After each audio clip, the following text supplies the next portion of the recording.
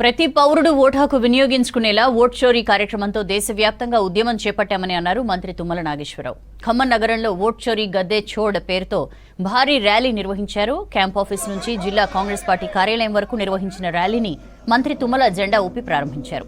రాహుల్ గాంధీ పిలుపుతో ప్రజా ఉద్యమంలా ఓట్ చోరీ సంతకాల కార్యక్రమం చేపట్టినట్లు చెప్పిన మంత్రి కార్యక్రమంలో పాల్గొన్న కాంగ్రెస్ శ్రేణులకు అభినందనలు తెలిపారు.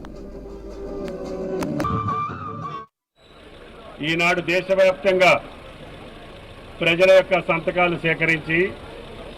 భారత రాష్ట్రపతికి ఇవ్వాలి అనేటటువంటి ఒక డిమాండ్ని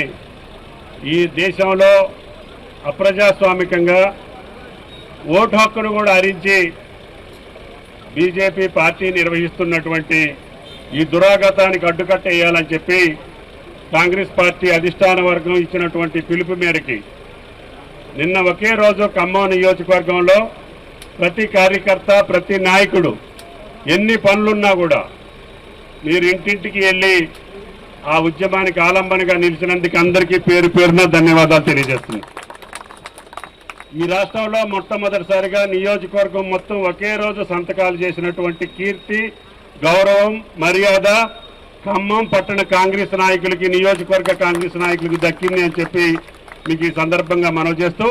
ఇది ఒక మంచి ప్రజా ఉద్యమం కింద తీసుకెళ్లాలని కాంగ్రెస్ పార్టీ, అదేవిధంగా ముఖ్యమంత్రి గారు, పిసిసి అధ్యక్షులు రాహుల్ గాంధీ గారి మాట కోసం ఆయన యొక్క తలంపుని వాస్తవం చేయాలని, భవిష్యత్తులో భారతదేశంలో ఉండే ప్రతి పౌరుడు ఓటు హక్కు వినియోగించుకునేటట్టుగా ఈ ఉద్యమం ఉండాలి, ఈ ప్రజాస్వామ్యం బతకాలి అంటే అందరికీ ఓటు ఉండాలి అనేటటువంటి తలంపుతోటి రాహుల్ గాంధీ